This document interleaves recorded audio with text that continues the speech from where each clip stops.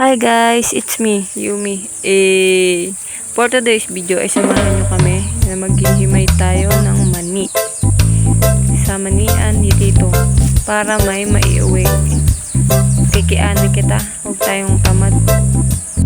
Kasama ko nga pala si Mama at ang aking bunsong kapatid. Yan! Yan! Juan!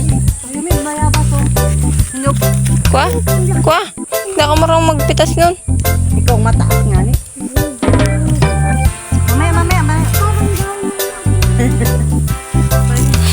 O diba? Tinuruan pa ako kung paano magpitas. Marunong naman talaga ako nun. Natatamad lang akong pitasin. Mukhang hilaw pa naman kasi. At dito nga, ayan yung view sa manian ni Tito. May rice terraces dun sa baba. Ang ganda, ang lawak. Dito nga sa amin sa Sibuyaw, sa Torrejos, ang pangunahin na kinabubuhay ng mga tao ay pagtatanim. Kaya sari-sari ang makikita mo dito mga tanim. Dini nga sa taniman ni Tito ay tabi-tabi ang tanim. May mais, may luya at may mani.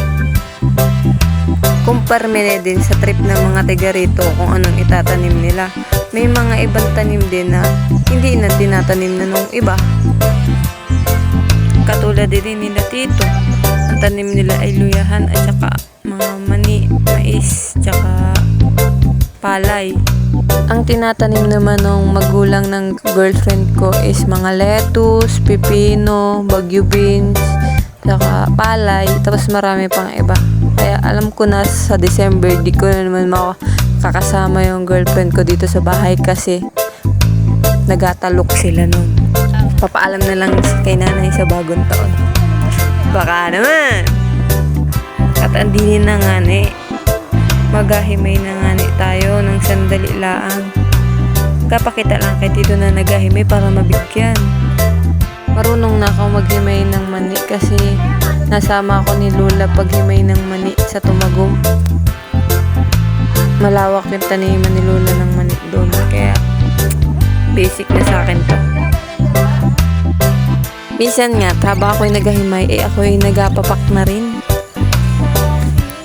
At habang nga ni kaming naghahimay, ay may nagamaritis din si Mama. Tingin pa nagatayo na, ano yan, tubo. Napakabaltan yung kawayan, daw niya makakain niya Tingin naman dire-diretso ang pagchismis.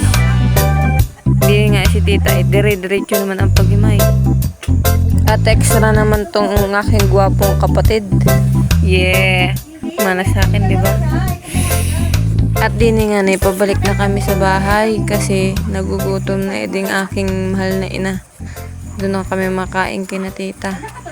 Di kami madaan sa luyahan ay ating napanin nyo. Di pagaanin na naman. Luyahan. Manginginganihan na naman kita. Kita niya yan? Okay na, pwede nang alihin ang luya. Luya.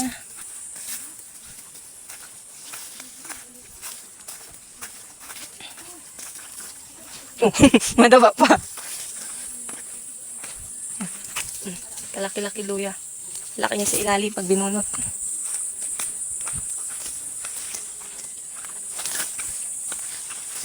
At doon yan, sa bandang taas na EDI ay gapagawa tayo ng kubo-kubo. Para pag mauwi sila Mama din, imiatuluyan na sila. At yun na nga, babay na muna.